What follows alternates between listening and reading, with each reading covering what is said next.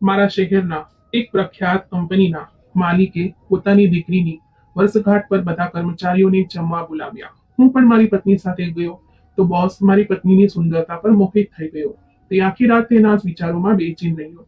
બીજા દિવસે તેણે મને ઓફિસમાં બોલાવ્યો અને એક પ્રસ્તાવ મૂક્યો કે જો હું મારી પત્નીને 2 રાત તેની સાથે વિતાવવા દઉં તો તે મને એક પ્લોટ અને એક નવી ગાડી આપીને મારું જીવન બદલી નાખશે, નહીતર ખોટા આરોપો લગાવીને મને જેલમાં મોકલી દેશે. હું ઘરે આવ્યો અને આ પરેશાની વિશે મારી પત્ની સાથે વાત કરી તો તે બોલી, હું જવા માટે તૈયાર છું, પણ મારી એક શરત છે. મેં માયાનો હાથ મજબૂતીથી પકડ્યો અને પાર્ટીમાં દાખલ થયો. તે હંમેશાની જેમ આજે પણ શાંત અને ગૌરવપૂર્ણ હતી. પડદામાં છુપાયેલી પણ આંખોમાં એક વિચિત્ર ચમક. તે ચમક જે મને હંમેશા શાંતિ આપતી હતી આજે ખબર નહીં કેમ બેચેનીનું કારણ બની રહી હતી. હોલમાં ચારે બાજુ ઝગમગાટ હતી, હાસ્ય, સંગીત અને ચમકતા ચહેરા, પણ મારું મન ક્યાંક નીચે જ અટવાયેલું હતું. મારા ઓફિસનું વાતાવરણ ઔપચારિક અને વ્યવસાયિક હતું, પણ આજની રાત કંઈક અલગ જ હતી. આ પાર્ટી કંપનીના માલિક કુંતેશ દેસાઈની દીકરીની વર્ષગાંઠના પ્રસંગે રાખવામાં આવી હતી. દરેક જણ પોતાની પત્ની અને બાળકો સાથે આવ્યા હતા. મને એવું લાગ્યું કે જાણે અમે બધા કોઈ શાહી દરબારમાં હાજર છીએ. માયા મારી સાથે ચૂપચાપ ઊભી રહી. તે આવી જ હતી, મહેફિલોથી દૂર, લોકોની નજરોથી બચીને રહેવા વાળી. પણ આ શાંતિ તે દિવસે મારા માટે કોઈ તોફાનનો સંકેત બનવાની હતી. અમે જમવાના ટેબલ તરફ જઈ રહ્યા હતા ત્યારે અચાનક મારા હૃદય એક અજીબ ધબકાર અનુભવ્યો. મેં પાછળ ફરીને જોયો. કુંતેશ દેસાઈ અમને જોઈ રહ્યો હતો. ના, અમને નહીં, માયાને. તેની નજર ત્યાં જ અટકી ગઈ હતી, જેમ કોઈ તસવીરને જોઈ રહ્યો હોય. માયાને નજર ઝુકાવી લીધી હતી, પણ તે માણસ, તે હવે પલકારો મારવાનું પણ ભૂલી ગયો હતો. હું તે નજર ભૂલી શકતો નથી. તે નજર જે કોઈ સ્ત્રીને નહીં પણ કોઈ વસ્તુને જુએ છે, જેમ કોઈ કિંમતી વસ્તુ અચાનક હાથ લાગી ગઈ હોય. કુંતેશની આંખોમાં એક ચમક હતી. ના, તે ચમક ન હતી, તે બીજું જ કંઈક હતું. અને મેં પહેલી વાર પોતાને કમજોર અનુભવ્યો. પહેલી વાર મારા મનમાં ડર પેદા થયો. કુંતેશ દેસાઈ માત્ર કંપનીનો માલિક નહોતો, તે તાકાત હતો જેની સામે સૌ માથું નમાવતા હતા. અને આજે તેની નજર મારી પત્ની પર હતી. વિપુલ, ચાલો ને ત્યાં બેસીએ, માયાએ નરમાશથી કહ્યું. કદાચ તેણે મારા ચહેરા પરની કઠોરતા અનુભવી લીધી હતી. મેં હામાં માથું હલાવ્યું. તમારી નજર હવે કુંતેશ પર હતી, જે હજી પણ ક્યાંક દૂર બેઠો પણ પોતાની નજરથી માયાને કેદ કરી રહ્યો હતો. રાત જેમ તેમ પસાર થઈ અને મારા મનમાં એક અજાણ્યો બીજો ઉતરી ગયો હતો. અમે ઘરે પાછા આવ્યા. માયા સૂઈ ગઈ, પણ મારી આંખોથી ઊંઘ કોસો દૂર હતી. વારંવાર એ જ ક્ષણ મગજમાં આવતી. કુંતેશની નજર, તેનો ચહેરો, તેનું સ્મિત. સવારે ઓફિસ પહોંચ્યો તો પીએ કહ્યું, સર, સાહેબે બોલાવ્યા છે. મારા પગ થંભી ગયા. હૃદય જાણે છાતીમાં ઝડપથી ધબકવા લાગ્યો. કુંતેશનો રૂમ હંમેશા ભવ્ય લાગતો હતો, પણ આજે તે રૂમ મને કોઈ પાંજરા જેવો લાગ્યો. તે હસી રહ્યો હતો, જાણે કોઈ રમત શરૂ કરવાનો હોય. વિપુલ, બેસ. તેના અવાજમાં નરમાશ હતી, પણ તે નરમાશ બનાવટી હતી. હું શાંતિથી બેસી ગયો. તેણે મારી આંખોમાં જોઈને બોલ્યો, તું બહુ મહેનતુ છે. વિપુલ હંમેશા કંપની માટે વફાદાર રહ્યો છે. આભાર સર, મેં ધીમા અવાજમાં કહ્યું. તે હસ્યો. હું ગઈકાલે તારા પરિવારને મળ્યો. તારી પત્ની ખૂબ જ ગૌરવપૂર્ણ છે, ખૂબ જ અલગ. મારું હૃદય બેસી ગયું. હું કંઈક બોલ્યો નહીં. અચાનક તે ટેબલ પર બંને હાથ રાખીને મારી તરફ જોતા બોલ્યો, હું તને એક પ્રસ્તાવ આપવા માંગુ છું. એવો પ્રસ્તાવ જે તારું જીવન બદલી નાખશે. હું ચૂપ રહ્યો.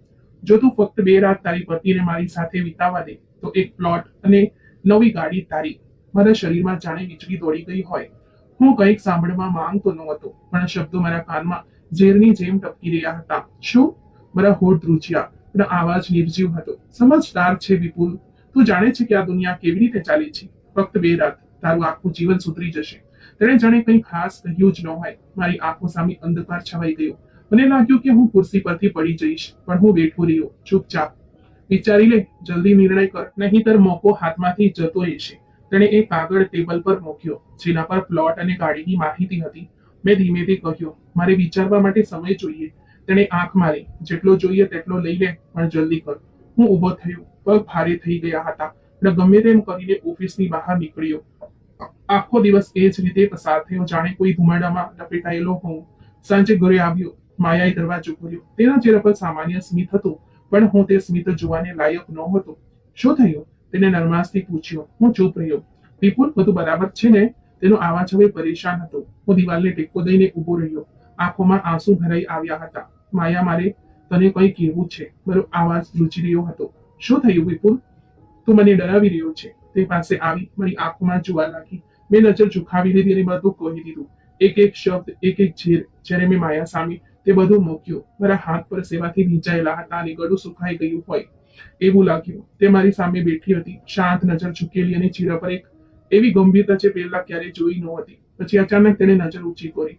તેની આંખો લાલ હતી, પણ આંખોમાં આંસુ નહોતા, બલકે એક વિચિત્ર કઠોરતા હતી. હું એક શરત તે તૈયાર છું, તેણે કહ્યું. આવાજથી માત્ર અંતિમ હતું. મારા હૃદયના ધબકારા જાણે થમી ગયા. હું તેની તરફ આવ્યો, જાણે શબ્દો ફરીથી સાંભળવા માંગતો હું. શું મતલબ? મારો અવાજ નબળો હતો.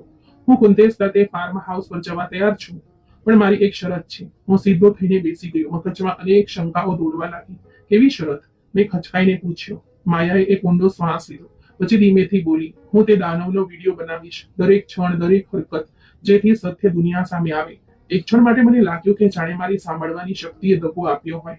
તું તું વિડીયો બનાવવા માંગે છે? હા, તે બોલી. આ જ મારો બદલો હશે. જેણે અમને ઇજ્જતથી વંચિત કરવાનો પ્રયાસ કર્યો, હું તેને તેની ઇજ્જતથી વંચિત કરીશ. હું આશ્ચર્યચકિત થઈ ગયો. મને લાગ્યું હતું કે તે કદાચ મારી સાથે વાત નહીં કરે, મને છોડી દેશે કે નફરત કરવા લાગશે. અને જે ઈરાદો તેણે વ્યક્ત કર્યો તે મારી કલ્પનાના બહાર હતો. તે ક્ષણે મારી નજર તેના પર અટકી. તે સ્ત્રી જેના હાથ હંમેશા પ્રાર્થના માટે ઉઠતા હતા, હવે ઈરાદા માટે મુઠ્ઠીમાં બંધ થઈ ગયા હતા. તે સ્ત્રી જે દરેક લડાઈથી બચતી હતી, આજે મેદાનમાં ઉતરવા તૈયાર હતી. મેં કહ્યું, ના, ખૂબ જોખમી છે માયા. કુંતે સામાન્ય માણસ નથી. તેની પાસે પૈસા, તાકાત, પહોંચ બધું જ છે. જો તેણે આપણને કોઈક નુકસાન પહોંચાડ્યું તો આપણે પહેલાથી જ નુકસાનમાં છીએ. વિપુલ તું સમજતો નથી. તે આપણને બ્લેકમેલ કરી ચૂક્યો છે. જો આપણે તેની ચૂપકીદી સહન કરીશું તો તે આગળ વધશે. કોઈને તો ઊભું થવું પડશે, અને તે હું છું. તે રાત્રે અમે ભેગા મળીને યોજના બનાવી. મેં મારા જૂના કેમેરા બહાર કાઢ્યા, જે અમે દીકરીની વર્ષગાંઠ પર ફોટા પાડવા માટે ખરીદી હતી. માયાએ તેના પિતરાઈ ભાઈ અમિતનો સંપર્ક કર્યો, જે મીડિયા માટે તપાસ રિપોર્ટ બનાવતો હતો. તે ભરોસાપાત્ર હતો અને માયાના રહસ્યને રહસ્ય રાખી શકે તેમ હતો. અમિતે અમને જણાવ્યું કે વિડીયો પુરાવો ત્યારે સ્વીકાર કરાશે જ્યારે તેમાં સ્પષ્ટપણે બળજબરી કે ધમકી હોય. તેથી માયાએ નક્કી કર્યું કે તે કુંતેશની દરેક વાતને રેકોર્ડ કરશે, ભલે તે ગમે તેટલી છુપાયેલી હોય. અમે બજારમાંથી એક નાનો બટન આકારનો કેમેરો ખરીદ્યો, જે કપડામાં લગાવી શકાય તેમ હતો. માયાએ તેને દુપટ્ટાની કિનારીમાં સીવી દીધો અને એક પાવર બેંક સાથે બેગમાં છુપાયેલો મોબાઈલ ફોન રાખ્યો, જે બેકઅપ રેકોર્ડિંગ કરશે. અમે બધી તકનીકી માહિતી અમિત પાસે તપાસ કરાવી. તેણે કહ્યું, બસ હિંમત રાખ. આ પગલું તને કાં તો બરબાદ કરી દેશે અથવા ઘણા લોકોને બચાવી લેશે. બીજા દિવસે માયાએ અચાનક એકાંતમાં કંપનીની 3 મહિલાઓ સાથે વાતચીત શરૂ કરી, જેમના વિશે કેટલીક અફવાઓ સાંભળી હતી. તેમણે પહેલા ટાળવાનો પ્રયાસ કર્યો. પછી એક છોકરી કિરણે ઈશારો આપ્યો કે તે કુંતેશના વર્તનથી કંટાળી ગઈ છે. માયાએ તેને કહ્યું, હું કંઈક કરી રહી છું. જો તું હિંમત કરે તો આપણા બધા માટે ઘણું બધું બદલાઈ શકે છે. તે છોકરીએ માયાની આંખોમાં જોઈને કહ્યું, જો તમે ખરેખર કંઈક કરશો તો હું સાક્ષી બનીશ. મને કુંતેશની નજરથી નફરત છે, પણ અત્યાર સુધી ચૂપ હતી કારણ કે કોઈએ અવાજ ઉઠાવ્યો ન હતો. આ નાનું આશ્વાસન એક આશાનું કિરણ હતું. માયાનો ઈરાદો મજબૂત થઈ ચૂક્યો હતો અને હું બસ તેને જોતો રહ્યો. જે સ્ત્રી ગઈકાલ સુધી શાંતિને પૂજા સમજતી હતી, આજે શોરની નાળીનું માધ્યમ બનાવવા લાગી હતી. હું સવારે ઓફિસ સમય પહેલા પહોંચી ગયો હતો. કુંતેશ દેસાઈની ઓફિસનું વાતાવરણ હંમેશા પ્રભાવશાળી રહ્યું હતું, પણ આજે મારા પગ ભારે હતા. એક અજાણી ધ્રુજારી શરીરમાં ફેલાઈ રહી હતી. દરવાજાની બહાર ઊભો વિચારી રહ્યો હતો કે શું ખરેખર હું આ બધું કરવા જઈ રહ્યો છું. ગઈકાલે રાત્રે માયાની તૈયારીઓ પૂરી થઈ ચૂકી હતી. કેમેરા ચકાસી લેવામાં આવ્યો હતો, મોબાઈલ પાવર બેંક સાથે જોડી દેવામાં આવ્યો હતો, અને તેના શબ્દો મારા મનમાં ગુંજી રહ્યા હતા. જો આપણે આ પગલું ન ભરીએ તો કાલે આપણી દીકરીને પણ આ જ સહન કરવું પડશે. મેં દરવાજો ખખડાવ્યો. અંદરથી આવવાનો અવાજ આવ્યો. કુંતેશ સોફા પર બેઠો હતો અને તેના ચહેરા પર એ જ શાંતિ હતી, જાણે શિકારી શિકારની નજીક આવી ગયો હોય. મેં નમસ્કાર કરી અને શાંતિથી ખુરશી પર બેસી ગયો. મારી નજર ટેબલ પર પડેલી ફાઇલો પર હતી, પણ મગજ માયાની આંખોમાં છુપાયેલી તૈયારી પર હતું. તો શું વિચાર્યું ત્યાં? તેણે ધુમાડો છોડતા પૂછ્યું. મેં ગરદન ઝુકાવી અને ધીમેથી કહ્યું, અમે તૈયાર છીએ. એક ક્ષણ માટે શાંતિ છવાઈ ગઈ. પછી તે જોરથી હસ્યો. હું જાણતો હતો વિપુલ, તું સમજદાર હોઈશ. તે ખૂબ સમજદારી ભર્યો નિર્ણય લીધો છે. તે ઊભો થયો, એક ડ્રોવર ખોલી અને એક કવર કાઢીને મારી તરફ લંબાવ્યો. આ ફાર્મ હાઉસનું સરનામું છે. આજે રાત્રે 10 વાગે બધું તૈયાર હશે. તું ચિંતા ન કર. તારી પત્નીને કોઈ તકલીફ નહીં પડે. મેં કવર હાથમાં લીધું, ખોલ્યા વગર અને શાંતિથી માથું હલાવ્યું. હૃદયની અંદર કંઈક તૂટી રહ્યું હતું, પણ એ ચહેરા પર એક જામી ગયેલો નકાબ સજાવીને બેઠેલો હતો. વિપુલ, તને અંદાજ નથી કે તારું જીવન કેટલું બદલાઈ જવાનું છે. એક પ્લોટ, એક ગાડી, અને તે બધું જે તે સપનામાં પણ વિચાર્યું ન હોય. તે હવે મારા ખભા પર હાથ મૂકી ચૂક્યો હતો, જાણે કોઈ દયાળુ માલિકની જેમ. મેં નજર તેના ચહેરા પરથી હટાવી અને ઊભો થઈ ગયો. આભાર સર. અને વિપુલ, તે અટક્યો. કોઈને કંઈ કહેતો નહીં. આ વાત ફક્ત આપણા બેની વચ્ચે જ છે. જી સર. ઓફિસમાંથી નીકળીને મેં માયાને એક મેસેજ કર્યો. કામ થઈ ગયું. તે આજે રાત્રે તૈયાર છે. માયાએ તરત જવાબ આપ્યો. બધું રેકોર્ડિંગ માટે તૈયાર છે. બેટરી ચાર્જ છે. હું સીધો મારા મિત્ર મહેન્દ્ર પાસે ગયો, જે એક નાના ઇલેક્ટ્રોનિક્સ સ્ટોર પર કામ કરતો હતો. મેં તેની પાસેથી ચૂપચાપ 2 વાયરલેસ ઓડિયો રેકોર્ડર લીધા. એક માયાના દુપટ્ટામાં લગાવવાનો હતો, બીજો બેગની અંદર.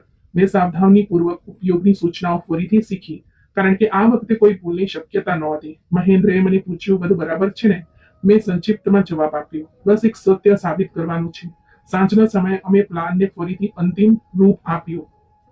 માયાએ હળવા લાલ રંગનો દુપટ્ટો પહેર્યો, જેમાં કેમેરો સાવધાનીપૂર્વક લગાવવામાં આવ્યો હતો. તેણે માત્ર હળવો મેકઅપ કર્યો, જેથી કુંતેશને કોઈ શંકા ન થાય. બેગમાં પાવર બેંક સાથે મોબાઈલ પણ હતો, જેના પર એક ખાસ એપ ચાલી રહી હતી, જે વિડીયો સાથે ઓડિયો પણ રેકોર્ડ કરી રહી હતી. મેં તેને જોઈને કહ્યું, શું તું ખરેખર તૈયાર છે? આ જોખમી હોઈ શકે છે. તેણે મારી આંખોમાં જોઈને કહ્યું, જો આપણે આજે નહીં લડીએ તો કાલે કોઈ બીજું લડશે, કદાચ આપણી દીકરી. હું આ બોજ તેના પર છોડવા માંગતી નથી. રાત્રે 10 વાગ્યા પહેલા જ અંધારું આખા આકાશને ગળી ગયું હતું. હું માયાને ફાર્મ હાઉસની નજીક છોડીને ઘરે પાછો આવી ગયો હતો, પણ મારું હૃદય ત્યાં જ અટકી ગયું હતું. ઘરના રૂમની દિવાલો જાણે વધુ સંકોચાઈ રહી હતી. ઘડિયાળના કાંટા ધીમા ચાલી રહ્યા હતા, અને દરેક અવાજ જાણે ખતરાની ઘંટી જેવો લાગતો હતો. મેં લાઇટ બંધ કરી દીધી. માત્ર મોબાઈલની ટમટમતી સ્ક્રીન હતી, જેના પર અમિત તરફથી વિડીયોનો લાઈવ ફીડ આવી રહ્યો હતો. અવાજ બંધ હતો, પણ દ્રશ્યો બધું કહી રહ્યા હતા. માયા ફાર્મ હાઉસની અંદર દાખલ થઈ ચૂકી હતી. તેનો ચહેરો કેમેરામાં સ્પષ્ટ દેખાઈ રહ્યો હતો. દુપટ્ટાની કિનારી પર લગાવેલા કેમેરાએ દરેક ખૂણાને કેદ કરી લીધો હતો. કુંતેશના ચહેરા પર એ જ ઘમંડી શાંતિ, એ જ બગડેલા શ્રીમંતોનો આત્મવિશ્વાસ, અને તેના પગ માયા તરફ વધી રહ્યા હતા. હું આ બધું જોતા પરસેવે રેપછેપ થઈ ગયો. મેં મનોમન માયા માટે પ્રાર્થના કરી, આંખો બંધ કરી, અને ભગવાનને માત્ર એટલું જ કહ્યું, બસ તેને સલામત રાખજે. પછી અમિત તરફથી એક મેસેજ આવ્યો, બધું રેકોર્ડિંગ બરાબર ચાલી રહ્યું છે, ગભરાઈશ નહીં. મેં જવાબ આપ્યો, ભગવાન કરે તેને નુકસાન ન પહોંચાડે. લગભગ 10 મિનિટ સુધી બધું શાંત રહ્યું. પછી અચાનક અમિતનો ફોન આવ્યો. તે બહાર નીકળી ગઈ છે. તારી ગાડી ક્યાં છે? હું ઝડપથી ઘરેથી નીકળ્યો અને ગાડી સ્ટાર્ટ કરીને ફાર્મ હાઉસ તરફ દોડ્યો. 10 મિનિટ પછી એક સુમસામ રસ્તા પર માયા દેખાઈ. તેના ચહેરા પર થોડી થાક, પણ આંખોમાં એક એવી ચમક હતી જે કોઈ વિજેતાની હોય છે. મેં ગાડી રોકી. તે શાંતિથી આવીને બેસી ગઈ. થોડી વાર અમે બંને એકબીજા સામે જોયું નહીં. પછી તેણે ધીમેથી કહ્યું, બધું રેકોર્ડ થઈ ગયું. તે થપ્પડ, તે ચીઝ, તે અપમાન, બધું જ. મેં કંઈ કહેવાનો પ્રયાસ કર્યો, પણ શબ્દોએ સાથ ન આપ્યો. ગાડી સ્ટાર્ટ કરી અને અમે પાછા ઘર તરફ ચાલ્યા. ઘરે પહોંચતા જ માયાએ સૌથી પહેલા પોતાના બેગમાંથી મોબાઈલ કાઢ્યો, પાવર બેંકથી અલગ કર્યો, અને અમિતને વિડીયો મોકલવા લાગી. એક કોપી ક્લાઉડમાં અપલોડ કરી દે અને એક યુએસબીમાં કાઢ. તેણે સૂચનાઓ આપતા પોતાને સંપૂર્ણપણે નિયંત્રણમાં રાખ્યો. અમિતે કહ્યું, વિડીયો સ્પષ્ટ છે, કુંતેશનો ચહેરો પણ સ્પષ્ટ છે, અને તેના વાક્યો પણ. ત્યાં ઉત્તમ કામ કર્યું છે માયા. હું માયાની નજીક આવીને બેઠો. તું બરાબર છે ને? તેણે કંઈ કર્યું તો નથી ને? માયાએ મારી તરફ જોયો. તેની હિંમત જ ન થઈ. જ્યારે મેં થપ્પડ મારી તો તેના અંદરનો સિંહ મરી ચૂક્યો હતો. તે ખરેખર થપ્પડ મારી? હું આશ્ચર્યથી પૂછી બેઠો. હા. અને પછી તેના ચહેરા પર મરચા ફેંક્યા. તે ચીસો પાડી રહ્યો હતો, આંધળો થઈ ગયો હતો. તે બોલી જાણે કોઈ સામાન્ય દિવસની વાત હોય. તેના હોઠ પર સ્મિત હતું, પણ આ સ્મિત કોઈ હાસ્યનો ન હતો. આ તે શાંતિનો હતું જે વર્ષો પછી કોઈ હકદારને મળી. અમે રાત્રે ફરીથી વિડીયો જોયા. કુંતેશનો અંદાજ, તેની હરકતો, માયાની પ્રતિક્રિયા, બધું જ એક સંપૂર્ણ પુરાવો હતો. મેં અમિતને કહ્યું, કાલે આપણે કાનૂની સલાહ લઈશું. અમિત બોલ્યો, તમે લોકો હવે એકલા નથી. સત્ય તમારી સાથે છે. રાતના 1 વાગી ચૂક્યા હતા. અમે એક ફ્રેમ ફરીથી ચકાસી. માયાએ કેટલાક ખાસ વાક્યો નોટ કર્યા, જેમાં કે તારું જીવન બદલી નાખીશ, ચૂપકીદી શરત છે, આ વાત આપણા બંને વચ્ચે જ રહેશે. આ વાક્યોનું મહત્વ અમને અમિતે સમજાવ્યું. આ વાક્યો કોર્ટમાં કુંતેશ વિરુદ્ધ સીધા આરોપ બની શકતા હતા. પછી માયાએ કહ્યું, હવે આપણે બીજી મહિલાઓના નિવેદનો પણ જોઈએ, જેથી એ સાબિત થઈ શકે કે આ તેનું રોજનું કામ હતું, કોઈ દુર્ઘટના નહીં. મેં માથું હલાવ્યું. આપણે કાલથી આના પર કામ શરૂ કરીશું. તેણે મને કહ્યું, આ વિડીયો માત્ર પહેલો હુમલો છે, વિપુલ, અસલી જંગ હજી બાકી છે. મેં તેનો હાથ પકડ્યો. હું તારે સાથે છું, પૂરી રીતે, અને માફી કદાચ શબ્દોથી નહીં, કર્મથી માંગવામાં આવે છે. આજે જે તે કર્યું તેણે મારી નજરમાં માત્ર તને જ નહીં, પણ મને પણ નવું કરી દીધું છે. માયાએ માત્ર એટલું જ કહ્યું, સ્ત્રી જો ચૂપ છે તો નબળી નથી, તે માત્ર સમયની રાહ જોઈ રહી હોય છે. જ્યારે સમય આવે છે તે બોલતી નથી, ગર્જના કરે છે. તે રાત્રે અમે ઊંઘ્યા નહીં, ડરથી નહીં, બેચેનીથી નહીં, બલ્કि એક નવી આશાની જાગૃતિથી. મેં માયાને જોતા વિચાર્યું, જે વ્યક્તિ પોતાની ઇજ્જત માટે બોલે છે તે કોઈ ક્રાંતિથી ઓછો નથી હોતો. અને આજે મારી પત્ની એક ક્રાંતિ બની ચૂકી હતી. સવાર પડતા જ માયાએ પોતાના મોબાઈલ પર કેટલાક ખાસ નંબર ડાયલ કર્યા. દરેક કોલ સાથે તેનો અવાજ વધુ મજબૂત થતો જતો હતો. તેણે 3 પત્રકારોને એક જ સંદેશ મોકલ્યો, જો કંઈક થયું તો મારી પાસે કોન્ટેસ વિરુદ્ધ પુરાવા છે અને હું ચૂપ નહીં બેસું. તે જાણતી હતી કે આ સમય સત્યને દબાવવાનો પ્રયાસ કરવામાં આવશે અને અમારે પોતાને દરેક સંભવિત હદ સુધી સુરક્ષિત રાખવાના હતા. હું એક તરફ બેસીને આ બધું જોઈ રહ્યો હતો અને વિચારી રહ્યો હતો કે આ એ સ્ત્રી છે જેને મેં વર્ષો સુધી માત્ર એક પત્ની તરીકે જોઈ. આજે તે કોઈ યોદ્ધાથી ઓછી નહોતી. અમે વિડીયોની 3 બેકઅપ બનાવીને અલગ અલગ જગ્યાએ રાખી. એક યુએસબી માં જે માયાએ તેના ભાઈને આપી દીધી, બીજો અમિત પાસે અને ત્રીજો અમે એક ક્લાઉડ એકાઉન્ટમાં અપલોડ કરી દીધો, જેની કી માત્ર મારી અને માયા પાસે હતી. આ પૂરી તૈયારી પછી માયાએ તે કોલ કર્યો જે આ વાર્તાનો પહેલો પલટવાર હતો. કુંતેશનો નંબર ડાયલ કર્યો, સ્પીકર ઓન કર્યો જેથી હું પણ સાંભળી શકું. હેલો. બીજી તરફ તે જ ઘમંડી અંદાજ હજી પણ યથાવત થતો. માયાએ થોબીને કહ્યું, જો તમે કંઈ પણ કરવાનો પ્રયાસ કર્યો તો તે વિડીયો તમારા દુશ્મનો પાસે પહોંચી જશે. કુંતેશના અવાજમાં ગુસ્સો ફૂટી નીકળ્યો. તમને લાગે છે કે તમે મને ધમકી આપી શકો છો? હું કુંતેશ દેસાઈ છું. હા, અને આ જ વિપુલની પત્ની હવે તમારા ઘમંડનો તાબૂત બનશે. તમે જે કર્યું તેનો હિસાબ આપવો પડશે. માયાના અવાજમાં કોઈ ધ્રુજારી નહોતી. જો આ વિડીયો લીક થયો તો તમારા બંનેનું કંઈક નહીં બચે. કુંતેશ ચીસો પાડી ઉઠ્યો. અમે પહેલાથી જ બધું ગુમાવી દીધું કુંતેશ. હવે ડરવા માટે કંઈ બચ્યું નથી. ફક્ત હવે તારો વારો છે. કુંતેશે ફોન બંધ કરી દીધો. તે ક્ષણ પછી અમે જાણી ચૂક્યા હતા કે તે ચૂપ નહીં બેસે. તે કોઈ પણ સમયે કંઈ પણ કરી શકે છે.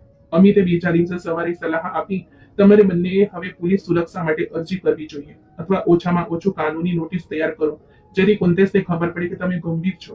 અમે એક વકીલ સાથે મુલાકાત કરી જે મહિલાઓના અધિકારો પર કામ કરતો હતો. તેણે આખો વિડીયો જોયો અને બોલ્યો, આ કેસ મીડિયા પર આવી જાય તો કુંતેશનું કેરિયર ખતમ થઈ શકે છે, પણ આપણે સાવધાન રહેવું પડશે.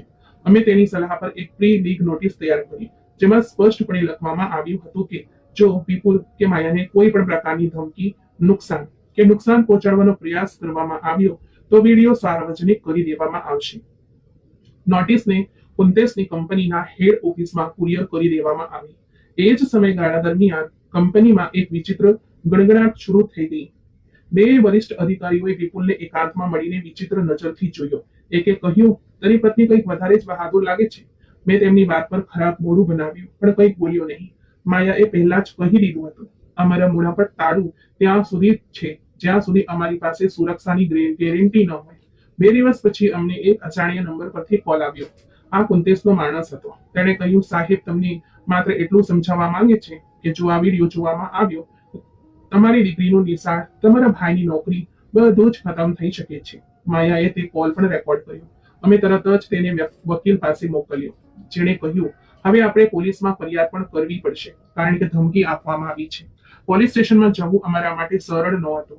અમે દરેક રસ્તા પર જોયું, દરેક નંબર પર ધ્યાન આપ્યું. પોલીસ સ્ટેશનમાં હાજર ઓફિસરે વિડીયોનો એક નાનો ભાગ જોઈને કહ્યું, આ ગંભીર મામલો છે, અમે તપાસ નોંધી લઈએ છીએ. હવે અમને કુંતેશ તરફથી કોઈ મોટી ચાલની અપેક્ષા હતી અને તે ચાલ 2 દિવસ પછી આવી ગઈ. અચાનક મારા ફોન પર કંપનીમાંથી કોલ આવ્યો, વિપુલ, તારા કામ પર પ્રશ્ન ઉઠાવવામાં આવ્યો છે. મેનેજમેન્ટ ઈચ્છે છે કે તું 2 અઠવાડિયા માટે રજા પર જતો રહે. હું સમજી ગયો કે આ પહેલો સત્તાવાર હુમલો હતો.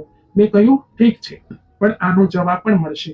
માયાએ કહ્યું, આ તેની ગભરાટ છે. કંઈક પણ કરી લે. અમે જે દરવાજા પર દસ્તક આપી છે હવે તે આખી દિવાલ હલાવી દેશે. તે રાત્રે અમે અમિતની સલાહ લઈને બીજી 2 વસ્તુઓ કરી. પત્રકારોને આખો વિડીયો આપ્યો જેથી સમય આવે રિપોર્ટિંગ પૂરી થઈ શકે. એક વિડીયો નિવેદન રેકોર્ડ કર્યું જેમાં માયાએ આખી વાર્તા સ્પષ્ટ અને સત્યતા સાથે કહી, જેને અમે 5 અલગ અલગ લોકોને મોકલી દીધું. જો અમને કંઈ પણ થયું તો આ નિવેદન આપમેળે પ્રકાશિત થઈ જશે. માયાએ છેલ્લી લીટી બોલી, હવે લડાઈ માત્ર અમારા માટે નહીં પણ તે બધા માટે છે જેમને ચૂપગીરીની ચાદર ઓઢવા મજબૂર કરવામાં આવ્યા. મેં માયાને જોઈ. તેની આંખોમાં હવે તે રોશની નહોતી જે માત્ર રોશની કહેવાય છે. તે જ્વાળા બની ચૂકી હતી અને તે જ્વાળા હવે માત્ર અમારા માટે નહીં પણ આખી સિસ્ટમ માટે ખતરો બની ચૂકી હતી.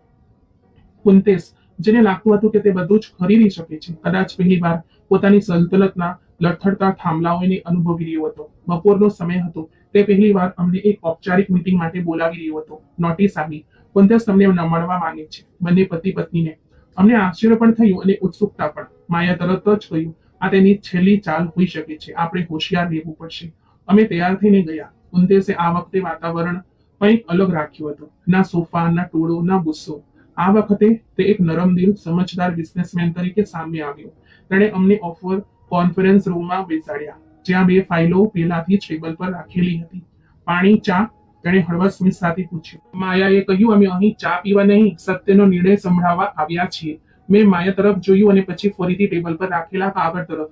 કુંતેશે હાથ લંબાવ્યો. જુઓ વિપુલ, માયા, જે કંઈક થયું તે ખોટું હતું, હું માનું છું, પણ હવે આપણે સાથે મળીને કોઈ ઉકેલ પડશે. ઉકેલ? મેં પહેલી વાર મોઢું ખોલ્યું. હા, એક સમજૂતી. તમે લોકો આ વિડીયો ખતમ કરી દો અને હું તમને પ્રમોશન આપીશ. વિપુલ, તું આ કંપનીનો ઉપનિર્દેશક બની જશે. એક ફ્લેટ ગાડી, વાર્ષિક બોનસ. માયા, તું એક ફાઉન્ડેશન ચલાવી શકે છે, જેને હું ફંડ કરીશ. માયા શાંતિથી સાંભળતી રહી, પછી ધીમેથી બોલી, તો તમે ઈચ્છો છો કે અમે ન્યાયનો સોદો કરીએ અને તમારું જુલુમ ફાઇલોમાં દબાઈ જાય? ના ના, આ એક નવી શરૂઆત હોઈ શકે છે. તમે લોકો જીતી ચૂક્યા છો, હું માનું છું, અને બધાને બરબાદ કરીને શું મળશે? હું એક ક્ષણ માટે અટક્યો. મગજમાં વિચારો દોડવા લાગ્યા. મોંઘવારી, દીકરીની ફી, નાનું ઘર, તે દિવસ જ્યારે મારી પાસે માની દવા પૈસા નહોતા.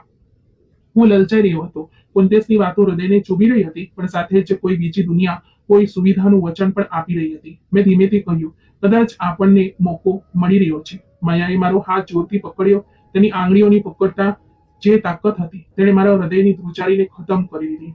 આપણને ન્યાય જોઈએ છે વિપુલ, સમજૂતી નહીં. આપણે આ સફર પોતાને વેચવા માટે નહીં, પોતાના અંતરાત્માને જીવંત રાખવા માટે શરૂ કર્યો હતો.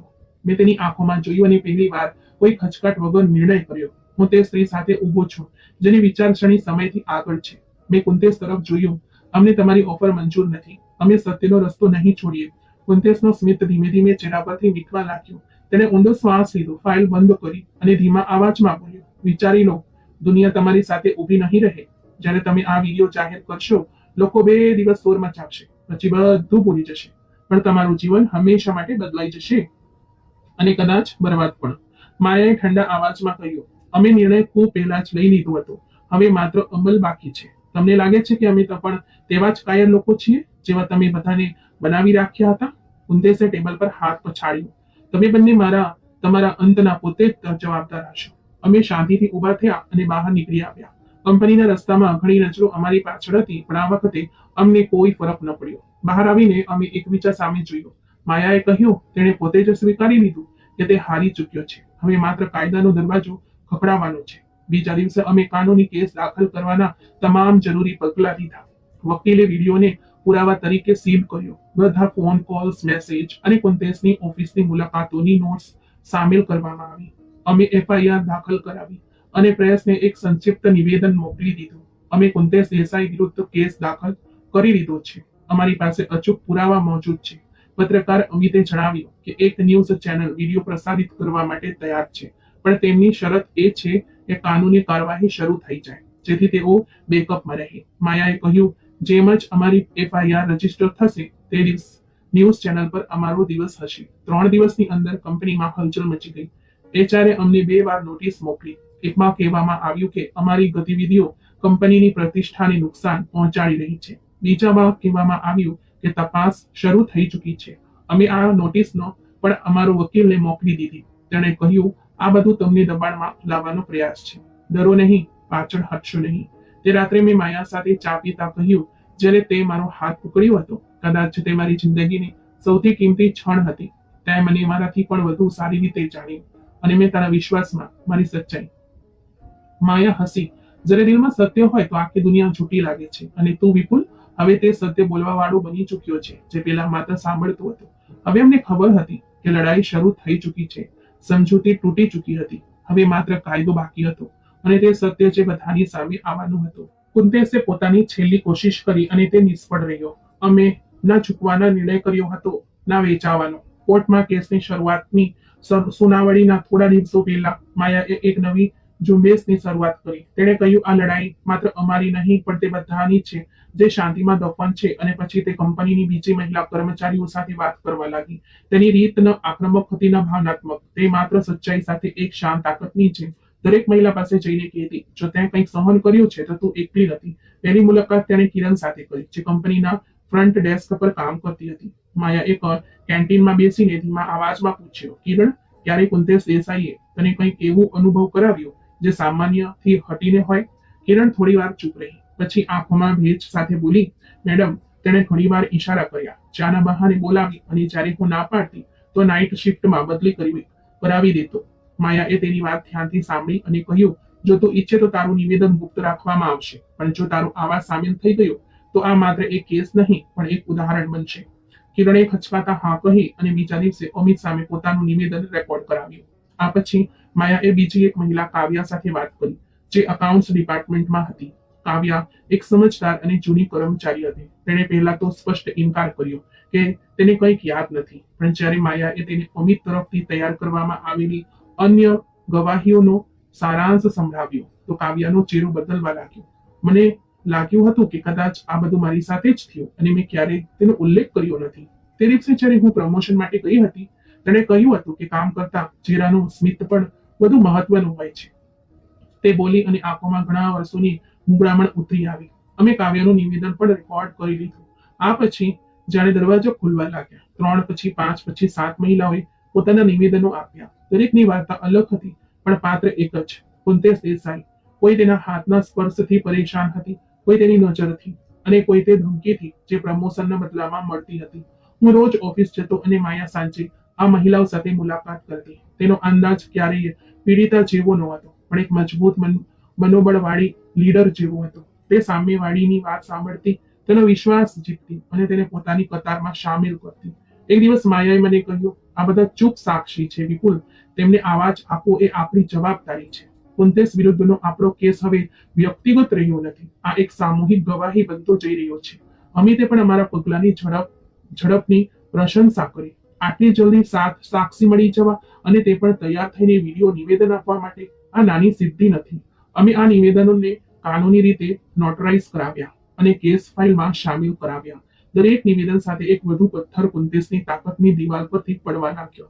પછી અચાનક એક દિવસ કુંતેશ વિરુદ્ધ પહેલી તપાસનો પુત્ર કંપનીના બોર્ડ ઓફ ડિરેક્ટર્સ તરફથી જારી થયો. તેમને સોશિયલ મીડિયા પર કેટલાક એવા સમાચાર મળ્યા હતા જે હજી સુધી સત્તાવાર થયા નહોતા, પણ દબાણ વધી રહ્યું હતું.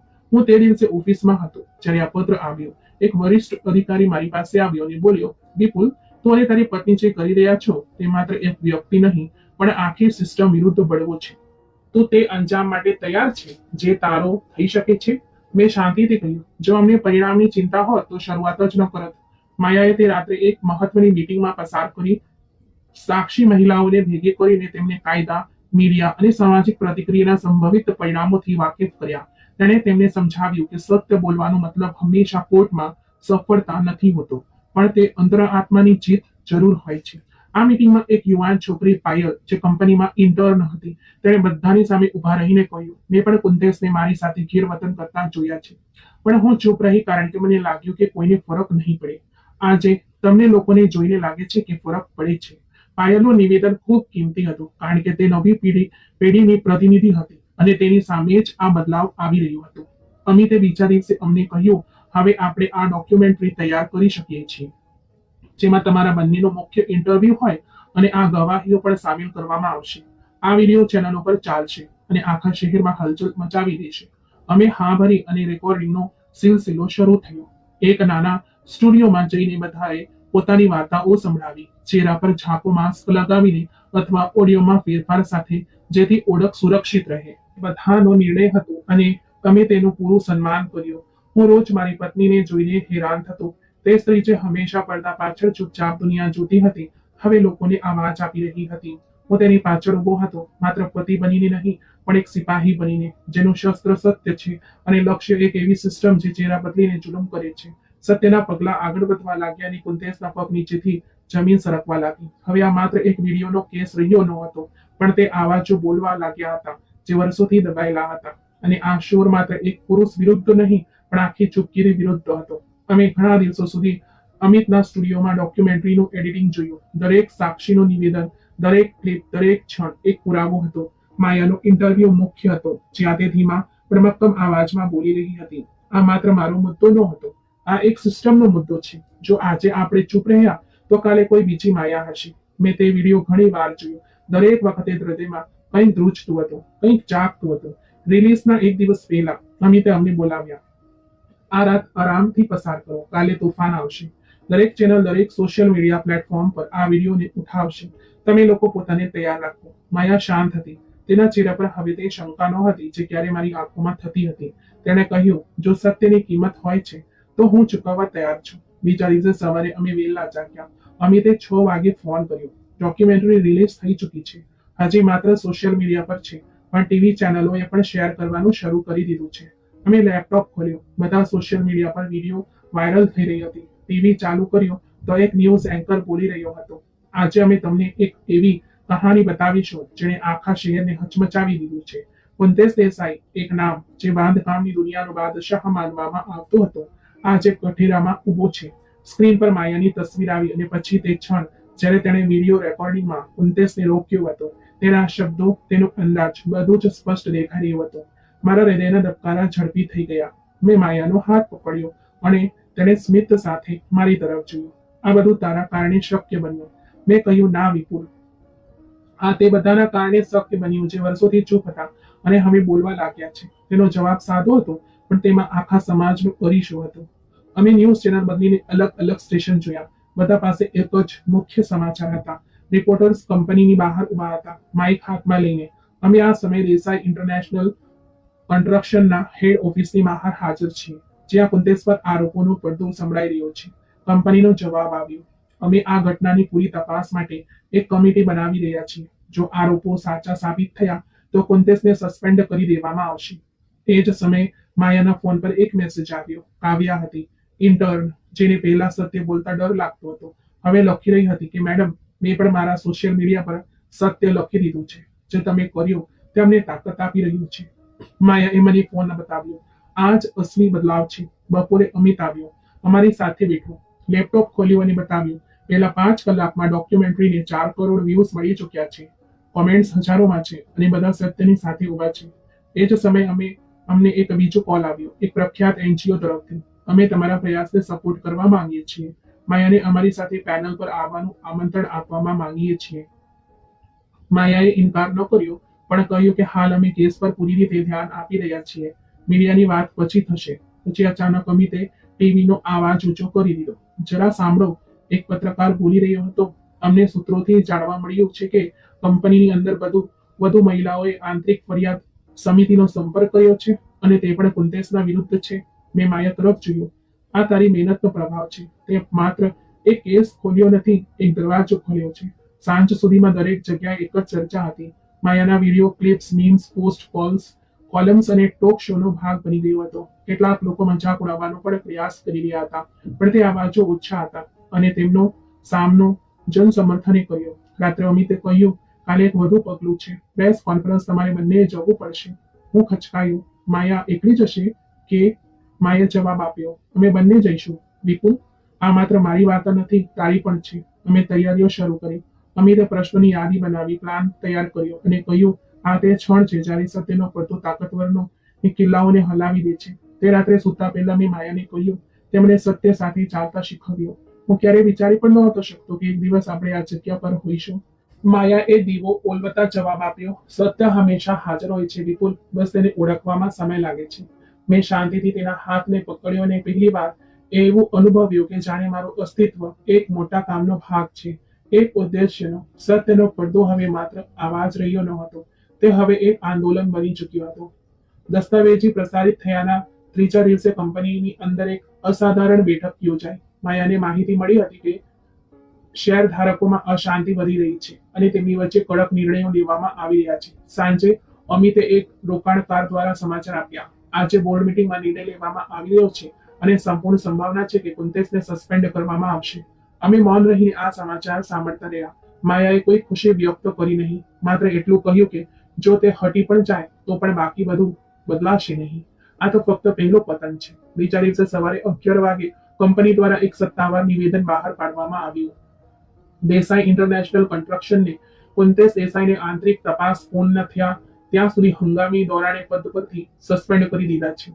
આ જાહેરાત ટીવી અને સોશિયલ મીડિયા પર વીજળીની જેમ પડી. તમામ સમાચાર ચેનલોએ તેને પોતાના મુખ્ય સમાચાર તરીકે પ્રસારિત કર્યા. થોડા કલાકો પછી પોલીસે કંપનીના હેડ ઓફિસ પહોંચીને કુંતેશની ઓફિસને સીલ કરી દીધી. અમે બંને આ દ્રશ્ય ટીવી પર જોઈ રહ્યા હતા. રિપોર્ટરો બહાર ઉભા રહીને પ્રશ્ન પૂછી રહ્યા હતા. શું દેસાઈ ઇન્ટરનેશનલ જેવી સંસ્થામાં ખરેખર આટલું બધું થતું રહ્યું અને કોઈ કંઈ જણાવતું નહોતું? પોલીસની તપાસ શરૂ થઈ ગઈ હતી. 2 દિવસની અંદર 3 મહિલાઓએ અલગ અલગ પોલીસ સ્ટેશનોમાં FIR નોંધાવી. તેમાંથી એક કિરણ હતી, જેણે હિંમત કરીને માત્ર નિવેદન જ નહોતું આપ્યું, પણ પોતાનું નામ પણ જાહેર કર્યું. કાવ્યાએ ગોપનીય રીતે પોતાનું નિવેદન રેકોર્ડ કરાવ્યું અને અન્ય 2 મહિલાઓએ ન્યાયિક અધિકારી સમક્ષ ગવાહી આપી. કુંતેશ, જે કઈ કાલ સુધી મીડિયામાં પોતાની સફળતાની વાર્તાઓ કહેતો હતો, તે આજે કોર્ટમાં હાજરી દરમિયાન ચહેરા પર નકાબ લગાવીને ઊભો હતો. રિપોર્ટરો બૂમો પાડી રહ્યા હતા. સર, શું તમે નિર્દોષ છો? શું તમે ખરેખર મહિલાઓને હેરાન કરી હતી? પણ તે મૌન રહ્યું, માથું ઝુકાવીને. કોર્ટે શરૂઆતમાં તેને 5 દિવસ માટે પોલીસ રિમાન્ડ પર મોકલી દીધો. આ ઘટના પછી અમારા ઘરની બહાર પાડોશીઓની નજર બદલાઈ ગઈ હતી.